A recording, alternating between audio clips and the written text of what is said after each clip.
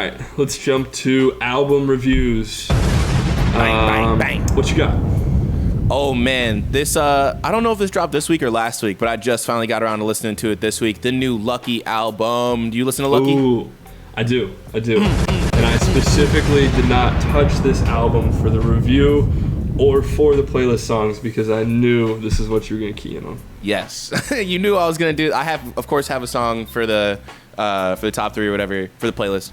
But yeah, no, the album's great. I think it's very standard LUCKI. You know what I mean? Great beat selection, cool bars as it comes to like, you know, being kind of a stoner, like lean sipping, stay in the house kind of dude, heartbroken dude type stuff.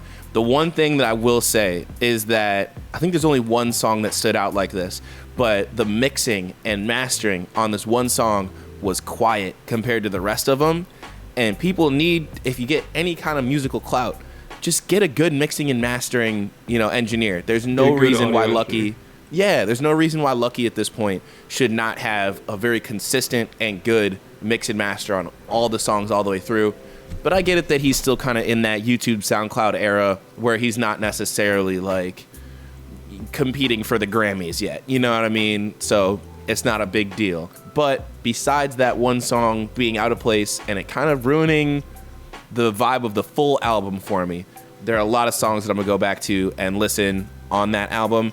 I forgot the name of it. Let me bring it up here real quick.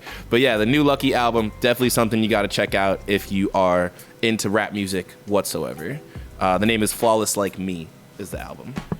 That's the one that's like, Flawless Like Me's album is. What's the track that's like super, super quiet? It's Coincidence, I believe. Yep, Coincidence is the 4th track.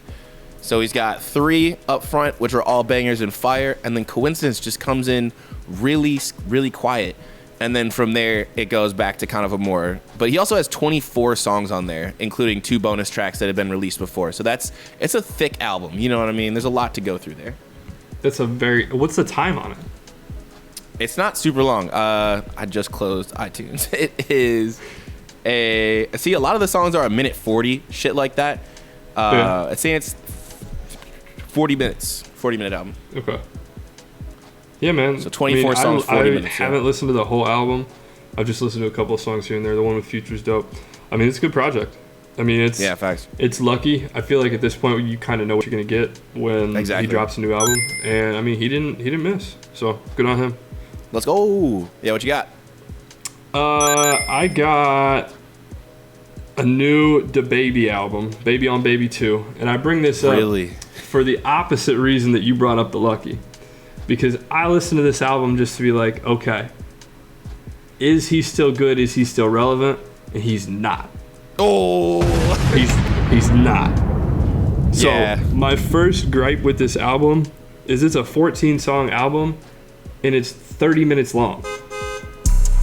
Okay, now fuck that, go again. Okay, see, this is me playing WX. My bad. Just started actually. So I like number one, and the other thing that I noticed was there's one feature on the album, and it's somebody that I'd never heard of. So Anthony my first Hamilton? question, yeah, I've never heard of him before. He's like almost a gospel kind of guy. Yeah, he's big famous, but in like the R&B gospel world. Okay. Yeah. So it's really not even a rap feature. It's like like the first thing I saw when I looked at that, I was like, damn, does like the whole hip hop community just not fuck with him anymore after all the homophobic stuff at the Rolling Loud set? And I'm kind of leaning towards no, they don't. Ooh. And I'm also leaning towards, I mean, I'm not leaning towards, I mean, he's a piece of shit.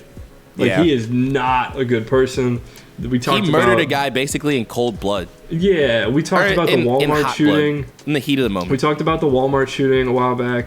There was some dude that broke into his house, and so he shot him, and then I think shot him again while he was laying on the ground. Sheesh. And like while he's on the phone with 911, and just he put that 911 call like auto-tuned in one of the songs. Bro, oh my God, cancel the baby. So I mean, he's been that's canceled. Like him as a person, he's just a piece of shit. But Fact. like the music, I looked at it because I was driving to the airport to pick up Madison and her family, and I look at the track like on my car, and it says 5 out of 14. Yeah. And I thought it was still the same first song. It's just no Because change up. The lyrics, the cadences, the flow was all the exact same. And like the beats were even like super, super similar. And I think that without features, this man's gonna fall off real hard because he doesn't have the bars to make a song longer than 2.5 minutes. Bang. Because if you think about it, it's 14 songs, it's a half hour. Yeah. That's just over like a 2-minute average. That's like a 2-minute, 5-second average for length of song. So if you add another hook and you add another verse that's 30 seconds, 45 seconds, hook, say 15, you're adding a minute to that song, then you hit that 3-minute mark, 3:30 or whatever. And if you look back at his other albums are all the same. Like all the songs with features on them are the ones that blew up and like went mainstream and were really good. And those are the longer songs. All the songs that he does himself are like, all right, I got a catchy hook, I got a 20-second verse, and then I got a 25-second verse. All right, that's a track. It's like, and it's all the same shit. Yeah. No, that's real. I mean, DaBaby has always been that guy that had pretty much the same type of beats, the same flows, the same everything over and over and over again. And people were calling him out on it last album and stuff. And then he got himself in hot water as it came to the, you know, comments that he made and shit like that. Who threw that damn dirty Adidas? But I mean, it's self-inflicted. You know what I mean? I liked DaBaby when he first came out with that first album. I thought it was cool. I thought it was unique and fresh. But then it got stale so fast. And proving it here. You know what I mean? Yeah, the first album that he had, Baby on Baby, was a solid project. And Virgil, I think it was called, the second album. I mean, there were a couple of tracks like Ghetto Gospel with Chance. That's a good track. And a couple other ones. But like this album, I listened to it once through and I was disgusted with myself. Damn, disgusted. Ouch. But I wanted to bring it out because I wanted to prove to you and to the people that we can talk shit on this segment. We're not just glorifying. We're gonna call it out. We're gonna call it like we see it. We're here for that smoke. That's good. I think that's good that we can call smoke on albums, because I definitely would not have even come into contact with the Baby on Baby 2 album if not for this. So at least I know to avoid it like the plague. You know what I mean? Damn straight. Are you ready to hop into top 3? Let's go. Top 3. So this week for the top 3, we are taking our top 3 songs from Now That's What I Call Music with a stipulation. That the Now That's What I Call Music album that it's coming from has to have at least gone platinum. If you are born after 2000 and you don't know what Now That's What I Call Music is, it is essentially a mixtape that this company would put out maybe 2 or 3 times a year with like all the big Billboard charts. Think Billboard 100 and make an 18-track mixtape. And those things hit like no other in grade school. Yeah, and I wonder how the actual like business side of that went. You know what I mean? Was it a record label that did it, or did they have to pay royalties to all these mega stars that they were using the songs from? Like, I don't know. Yeah. But either way, Now That's What I Call Music. Let's go. What number are they on now? They had to have gone platinum. I think they're on like 86, I saw.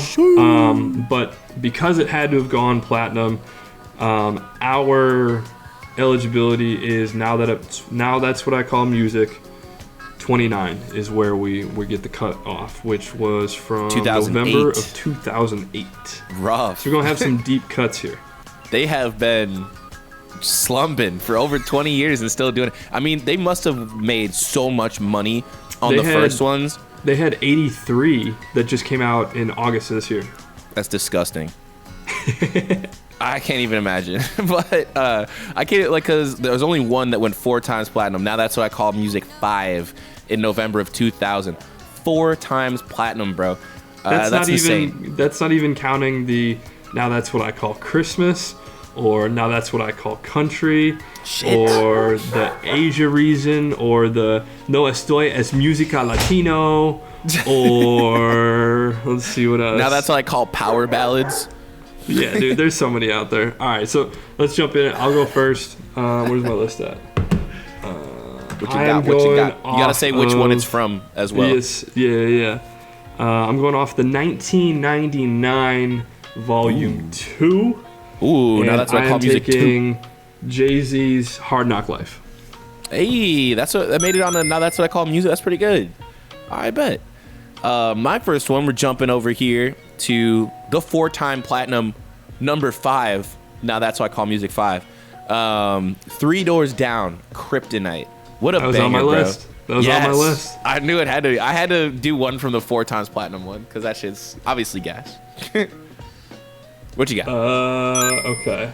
Let's go to Now That's What I Call Music 14. Ooh. From November of 2003. We are going with Fountains of Wayne, Stacy's Mom. You know that shit was on my list too. But I had another one from that same one because 14, I think, was a fucking good ass Now That's What I Call Music. When I was looking through the list, I was like, this is a tight. very good one. Exactly. And I'm kind of mad because a lot of the songs that I like by artists were not on here. You know what I mean? Because like Good Charlotte's on here, Girls and Boys. That's not the one I'm saying, but that album was full of fucking hits. Like the anthem was on that album. But whatever. Girls don't like bros, girls like cars and money. That one's fire. But I'm going Chingy right there. I knew it. Now That's What I Call Music 14. Love it when you do it right there, right there. Yeah, fire. What you got? All right, let's see. Where do I want to go? You better not steal my last one. I was singing it earlier. No, I'm not gonna take that one. I'm gonna go. Let's go a little bit newer. I'm gonna go. Now That's What I Call Music 20. Yeah, you say a little bit newer. That was still what 2000. That was still 2005. 2005. Yeah, November 2005. Nice. It looked like they were doing them 1 a quarter. No, three a year. 3 a year is kind of. That's a breakneck speed. Yeah, man.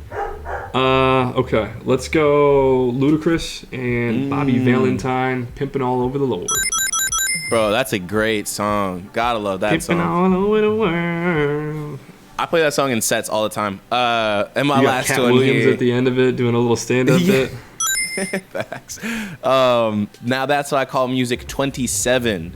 And Finger 11 with Paralyzer, bro. A song that I do not think about enough because that song is great. Finger 11 is a band that has absolutely been forgotten in the sands of time, but 100% do you know another bangers. Finger 11 song? On SSX 3, what's that song called? 1 second. SSX 3. Good Times. It's called Good Times. Okay. Yeah. But that's another banger. Finger 11's had like 3 or 4 really good songs. Okay.